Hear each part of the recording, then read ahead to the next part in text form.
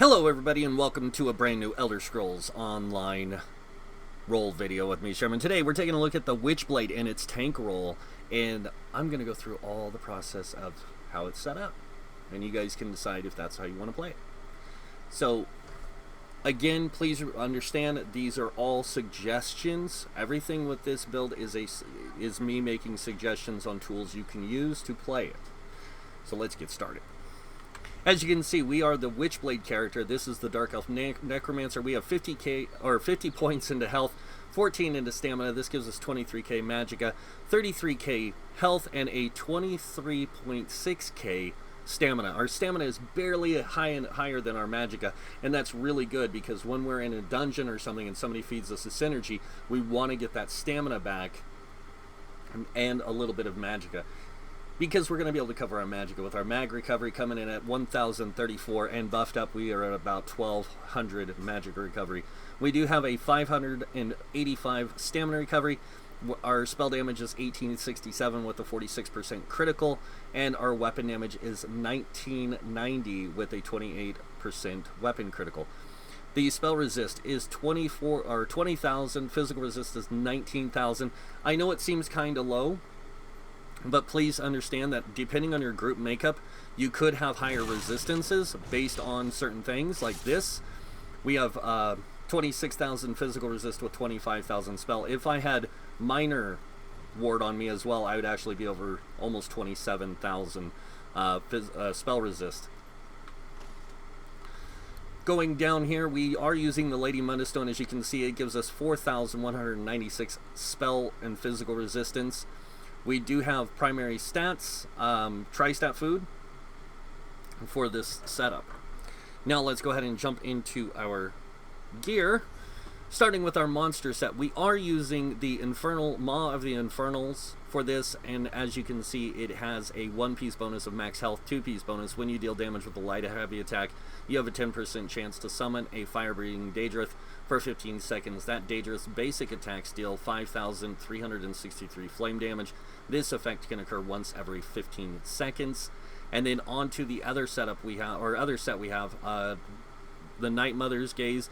This is going to give you weapon critical, weapon damage, weapon critical, and then when you deal critical damage, you apply major fracture to the enemy, reducing their physical resistance by 5,280.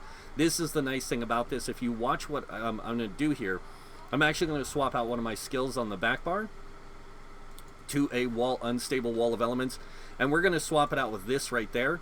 Now watch what happens when I lay it down. Because I did crit it applied major fracture.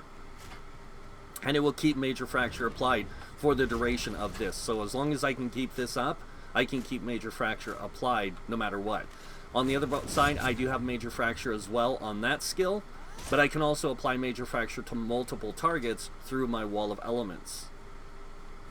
So on trash packs, I can help my stamina DPS kill them faster.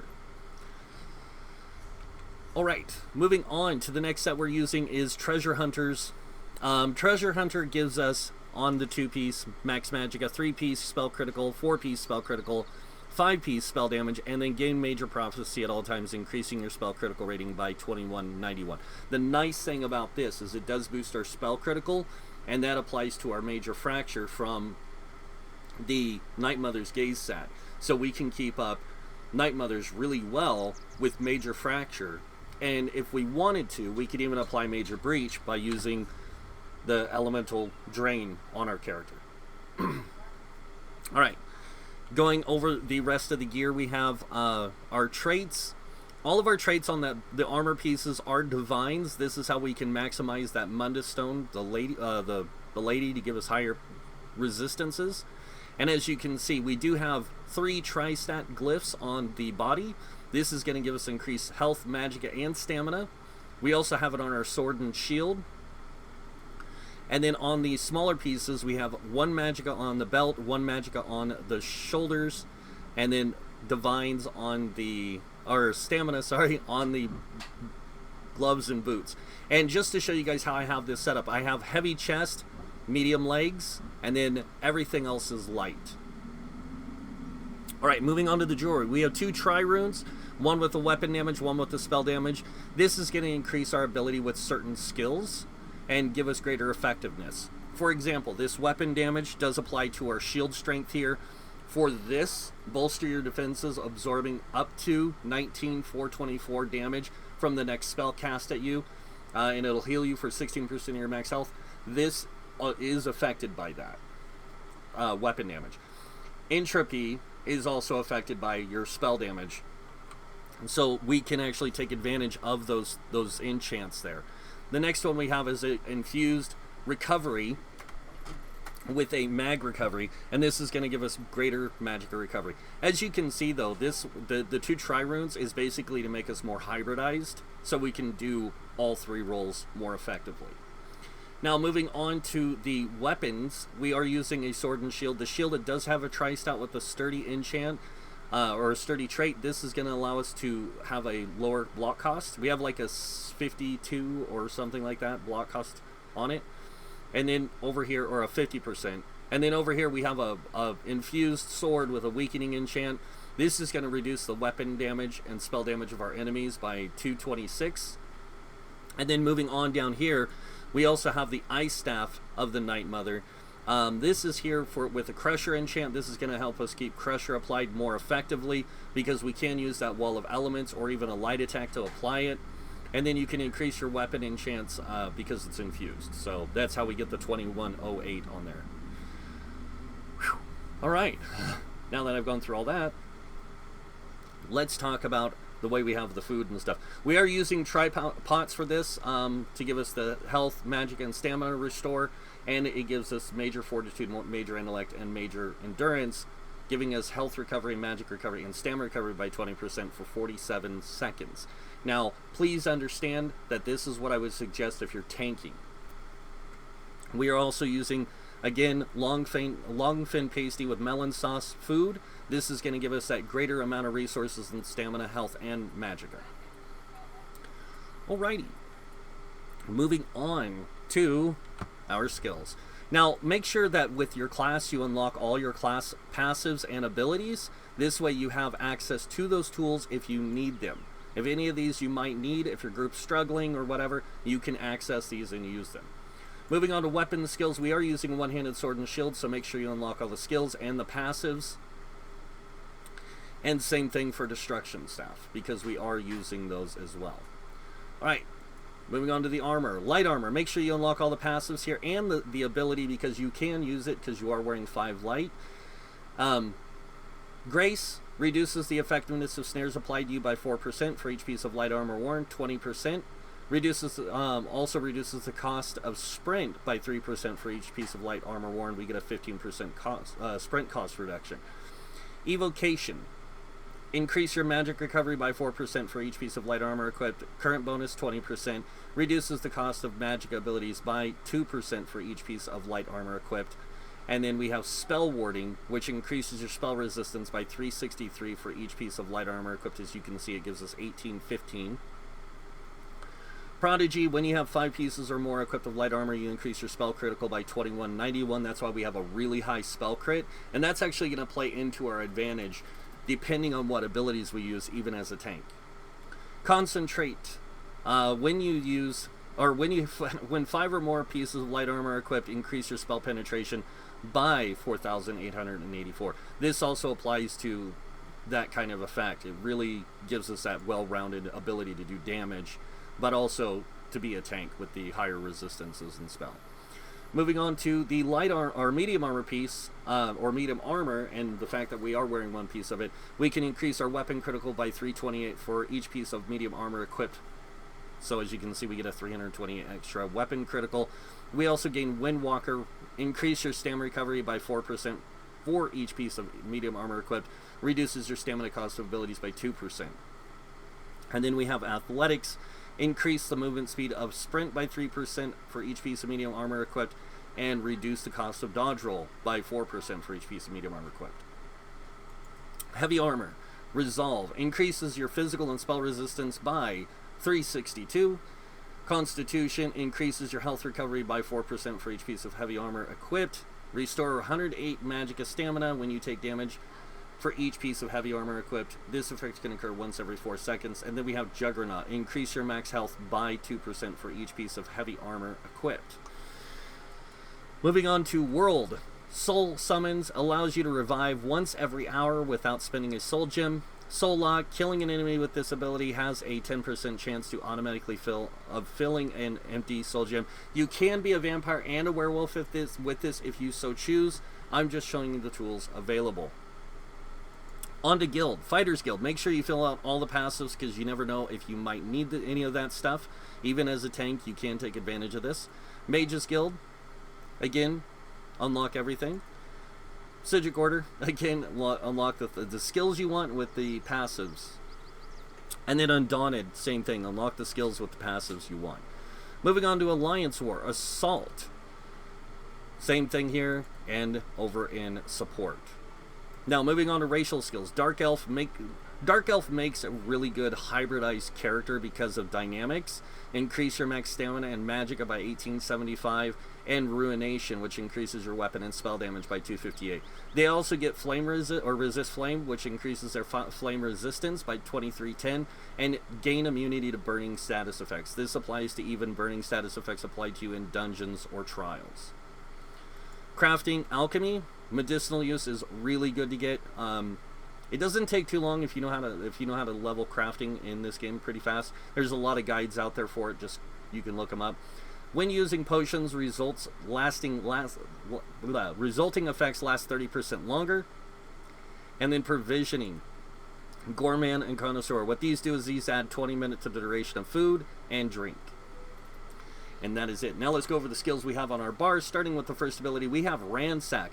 Now, a lot of people don't use Ransack because of the fact that you get Minor Resolve. And a lot of people get Minor Resolve, Minor Ward, from healers running a Resto Staff, or somebody running a Resto Staff and using Blessing and Protection, or Combat Prayer. In this case, you can keep it up more effectively on yourself, so it's going to give you greater physical resistance. That's why I like Ransack. Ransack, thrust your weapon with disciplined precision at the enemy, dealing 4,796 physical damage and taunting them to attack you for 15 seconds. Also afflicts the enemy with major fracture, reducing their physical resistance by 5,280 for 12 seconds. We do have that on our gear set, but because we're tanking, having the ability to apply it to multiple targets is really good. That's why we want to keep the gear set the way we have it. And then, of course, you gain Minor Resolve, increasing your spell, or your physical resist, by 1320 for 12 seconds.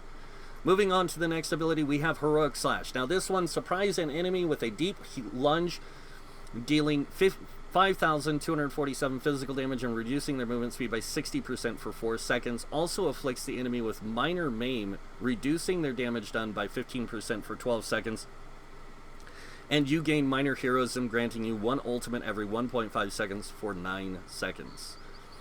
Moving on to the next set, we have Spiked Bone Shield. Now, surround yourself with a whirlwind of bones, gaining a damage shield that absorbs 34% of the max health for 6 seconds and returns 41% of any direct damage absorbed back at the enemy. An ally near you can activate the Bone Wall synergy, granting the ally and up to 3 other friendly targets near them a damage shield that absorbs 58% of the max health for 6 seconds. Next ability we have is Absorb Magic. This one, bolster your defense, absorbing up to 19,424 damage from the next spell projectile cast at you, and healing for 16% of your max health. While you have a shield equipped, with this ability slotted, the amount of damage you can block is increased by 8%, and the cost of your blocking is reduced by 8%.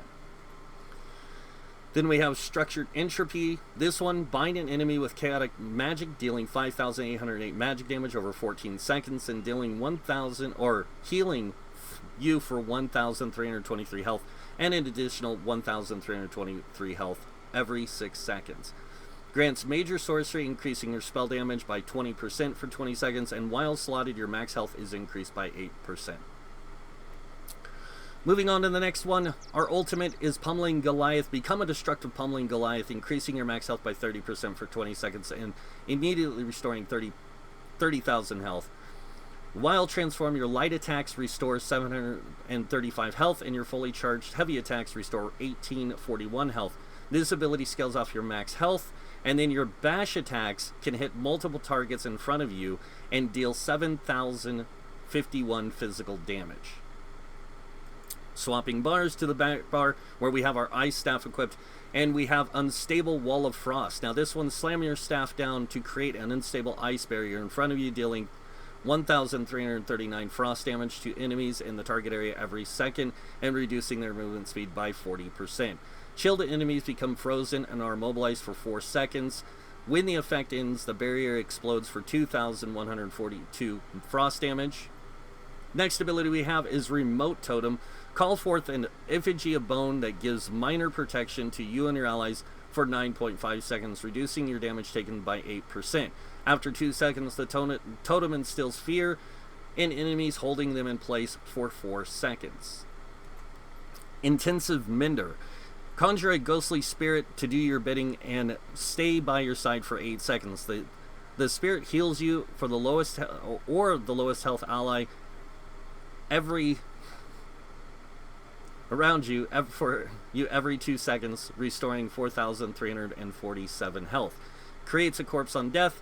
Then we have our Summoner's Armor. Wrap yourself in hardened bone, granting you major resolve and major ward, increasing your physical resistance and spell resistance by 5,280 for 20 seconds.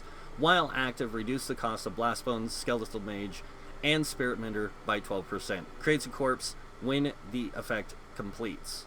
We also have Structured Entropy here as well for the slotted 8% max health. And then our last ultimate is Aggressive Warhorn. Sound a Warhorn to rally your forces, increasing you and your allies' max magicka and stamina by 10% for 30 seconds. You and your allies gain major force, increasing your critical damage by 15% for 9 seconds. And that is our skills. Now we're going to jump over to our CP, starting with the red tree. And you guys can notice that I have reset my stuff here. We have 56 in Ironclad, reducing damage taken from direct damage attacks by 20%. We do have 14 in the Spell Shield, increasing your spell resistance by 1374. We have 24 in the Light Armor Focus. This increases your physical resist by 2230. And then we have 31 into Thick Skin, reducing your damage taken from damage over time effects by 13%. 43 into Hardy, and reducing the damage taken from physical, poison, and disease damage by 10%. 43 into Elemental Defender, reducing damage taken from Flame, Frost, Shock, and Magic damage by 10%. And then moving on over here, we have 40 into Bastion, increasing the effectiveness of our damage shields by 16%. And then 19 into Quick Recovery, increasing our healing resistance by 5%. Moving on to the green tree, we have 40 into Warlord. This reduces our break free cost by 16%. 16 into Sprinter, reducing our sprint cost by 10%. 16 into Bashing Focus, reducing our bash cost by 10%. And then moving on over here, we have 43 into Mooncalf, increasing stamina recovery by 10%. 43 into Arcanus, increasing magic recovery by 10%. And 43 into Tenacity, increasing our magic and stamina over fully charged heavy attacks to restore 10%. Tumbling, we have 40. This reduces your cost of roll dodge by 16%. And then we have 29 into Shadow Ward, giving us a 12% block cost reduction. Now, if you wanted to, just to show you guys what you can do here, if you so choose, because you really don't need that much stamina recovery on your character, or even magic recovery, what we're going to do is we're just going to take this up to 75, and we're going to take those last 11 points and put them in here, so we can get 16% block cost reduction. With the 8% that we already have, that is 24%, plus our baseline of 31% or 36%, we actually go to a 60% block cost reduction. Moving on, we have 43 into Blessed, increasing our healing done by 10%. 23 into Elfborn, increasing our critical damage and critical healing done with magic abilities by 10%.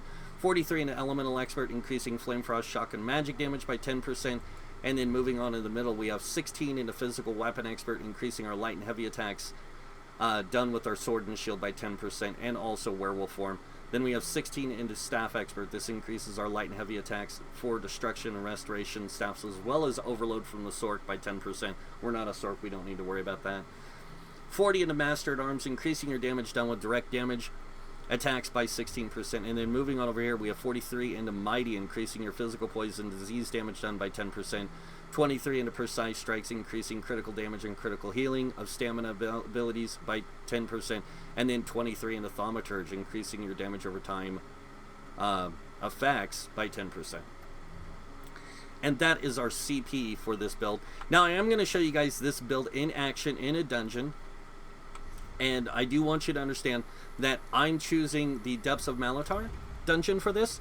And the reason why, it's one of the latest dungeons released for the Wrathstone DLC. And you guys can check, you know, like go here and test it for yourself if you want or what have you. But I'm just going to show you how it works. Now, I might not have all the skills that you might want to use, or the types of skills you might find more effective or whatever. You can actually learn those on your own and choose the skills you want to use to give you that more effective ability. So we're just going to go in here and take on the trash and let the trash beat on us. And this way you guys can see the effectiveness of this as a tank. Now, I would go all the way to the boss, but I am in here on veteran and it can take a little while to do that, and I'd much rather not make you guys suffer with that. So let's go ahead and do this. What we're going to do is we're going to summon our bone armor. We're going to do this. We're going to go ahead and pop a potion.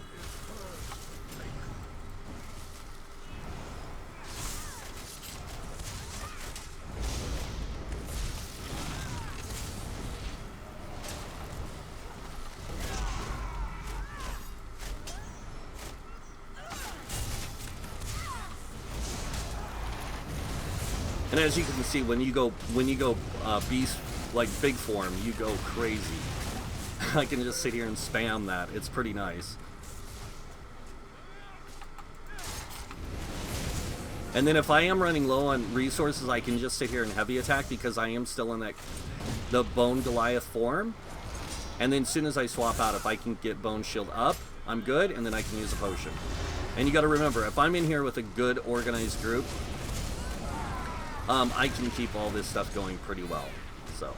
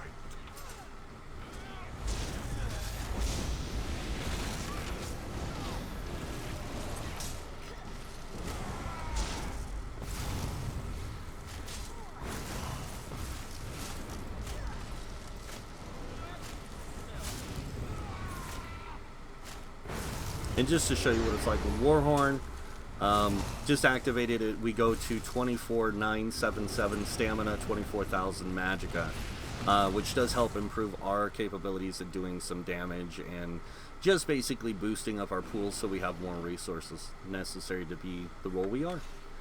And that is the Witchblade tank role. I hope you guys like it. You guys know what's coming next. If you like this video, hit that like button. If you guys want to see more videos by me, you can subscribe. Other than that, I want to thank you all for watching. Until next time, have a wonderful day. And this guy might see you in game. Bye.